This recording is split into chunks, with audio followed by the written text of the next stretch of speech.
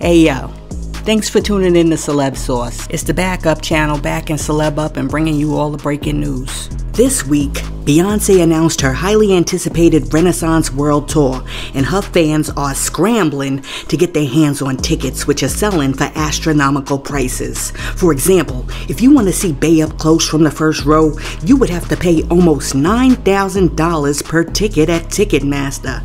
Now, despite the cost, Bey's fans want those tickets, and more than 500 members of the Beehive have resorted to launching GoFundMe accounts in an attempt to raise enough money to see Beyonce live. Okay, so you know how when you go on GoFundMe, you gotta write a little something to try to get the people to give you a little dough? One person wrote, quote, "I'm just trying to be a good man in these trying times and take my woman to the Beyonce concert."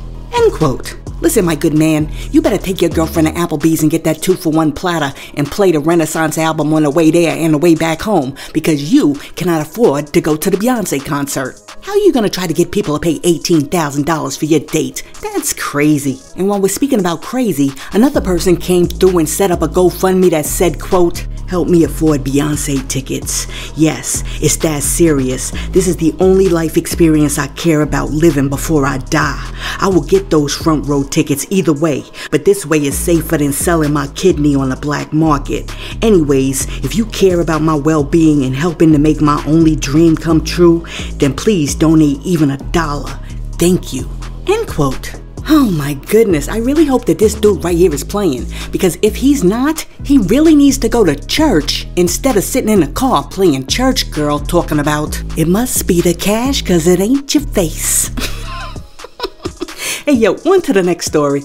Look, I do not know what's going on this Black History Month, but it appears that people are really wilding out. First, you got the situation with the African American history cop car in Miami, and now you got a situation where a public school in New York decided that it was a good idea to feed the kids chicken, waffles, and watermelon for lunch. Yes, they did. I'm telling you, the only thing that was left off of that menu was like a 40 ounce of St. Ides and a pack of Newports. Well, when the parents found out that the school fed their kids the Jimbo Special for lunch, there was mad backlash, and now the principal of the school has issued a response. The principal said, quote, "We are extremely disappointed by this regrettable situation and apologize to the entire Nyack community for the cultural insensitivity displayed by our food service provider. I am disappointed that Aramark would serve items that differed from the published monthly menu, especially items that reinforce negative stereotypes concerning the African American community." End quote. Well, later that day, Aramark, the food service company that provides the food to the school, apologized too, and they called the incident a quote-unquote mistake. Aramark said, quote, "While our menu was not intended as a cultural meal, we acknowledge that the timing was inappropriate and our team should have been more thoughtful in its service. This was a mistake and does not reflect the values of our company, and we are committed to doing better in the future." End quote. Listen, they're all saying that this is a mistake, but I don't think this was a mistake. I think that somebody behind the scenes purposely did the switcheroo, because you just don't happen to have a boatload of chicken and waffles and watermelon ready to go. I mean, I don't know.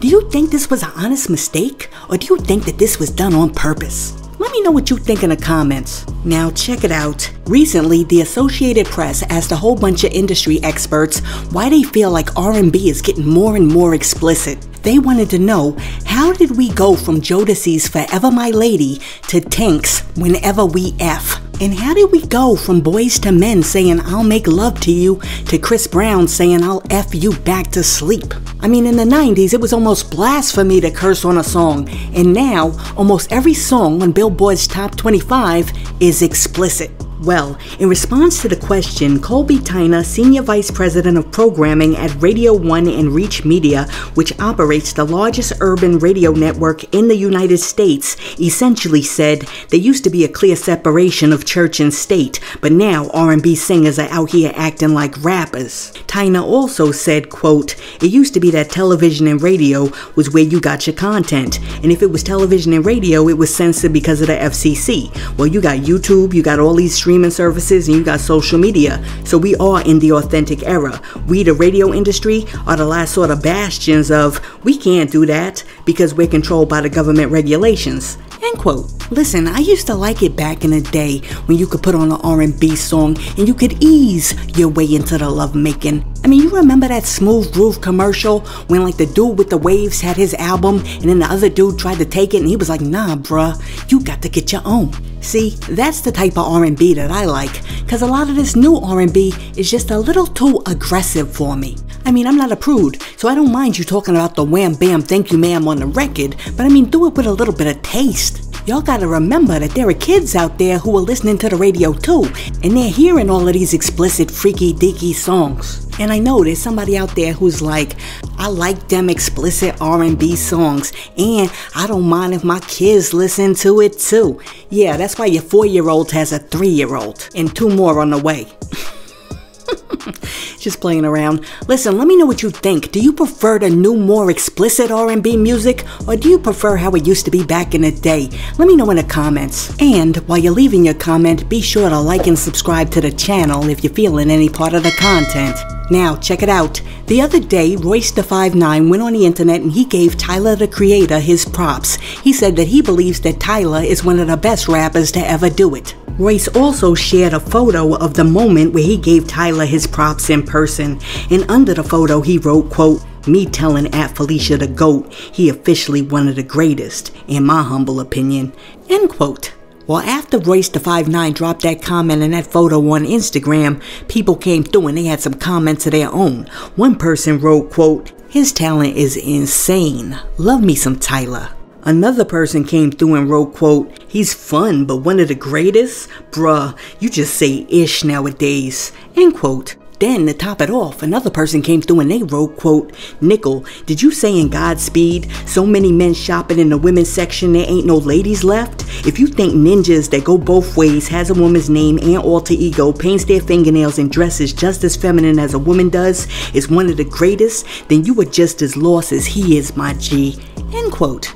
Wow, these dudes be going hard in the comments section, but check it out. What I really want to know is, do you agree with Royce da 5'9"? Do you think that Tyler, the Creator, is one of the best to ever do it? And you know what? If you're not sure, go listen to that potato salad that he dropped with A$AP Rocky, and then get back to me. And while we're talking about people who are the best in their field, let's discuss Viola Davis. We want to give a shout out to Viola Davis for getting that EGOT, which means she now has an Emmy, a Grammy, an Oscar, and a Tony after she won the Grammy Award for Best Audiobook Narration and Storytelling Recording for her memoir, Finding Me, on Sunday night. And this makes her the 3rd African-American woman to ever win all 4 awards, along with Jennifer Hudson and Whoopi Goldberg. During her acceptance speech, Viola Davis said, quote, I wrote this book to honor the 6-year-old Viola, to honor her, her life, her joy, her trauma, everything. It's been such a journey.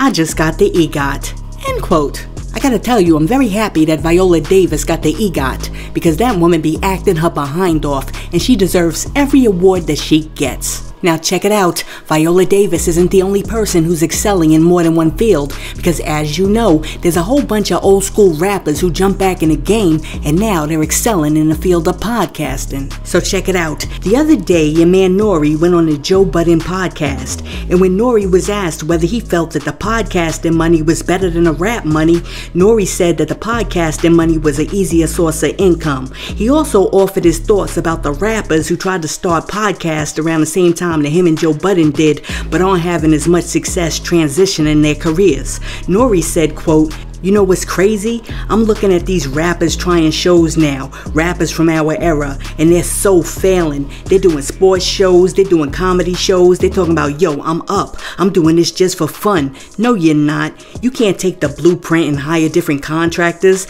They're selling A out here, huh? End quote. And I gotta tell you, when your man Nore was talking, your man Joe Budden jumped in and he said, quote, tell the truth, it's great to see people fail, end quote. Look, I think Joe and Nore need to be easy, because even though they're doing well now, you never know what the future holds and you can't be getting a big head. And I understand that braggadocio is part of the rap game, but I think these two need to be a little bit more humble about it. And you know what? Honestly, I know these two are just talking ish, but you gotta be careful when you're talking your ish. Now, while we're talking about people who need to be a little bit more humble, let's talk about your boy Chris Brown. Apparently, your boy Breezy is a super sore loser because after he found out that his Breezy Deluxe album lost to Robert Glasper's Black Radio 3 album in the Best R&B category at the Grammys last night, he started trying to play Robert Glasper online. First, Chris Brown posted a picture of Robert Glasper's win and then wrote, quote, "Bro, who the F is this? And y'all playing, who the F is this?" End quote. Then Chris Brown came back with another post that was like, quote, "Who the F is Robert Glasper? I'ma keep kicking y'all A respectfully." End quote. But it didn't end there, and Chris Brown came back online with even more jokes. This time, Breezy was talking about how he's getting ready to make a career move and how he's getting ready to become a harmonica player. Breezy was like, quote, "I gotta get my skills up. I'ma start playing the harmonica." End quote. He also added a photoshopped photo of himself with a harmonica in his hand with a caption that said, quote, "New level unlocked. Harmonica Breezy." End quote. Listen, Chris Brown is just salty because his album didn't win, but guess what? Robert Glasper's album was dope, and it deserved to win the Grammy.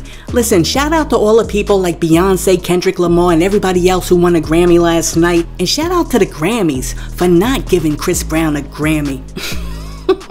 Listen, I like Chris Brown, but I don't like the fact that he tried to ruin Robert Glasper's experience. Hey yo, thanks for tuning in to Celeb Source, your source for celebrity news. Be sure to like and subscribe to the channel. Peace.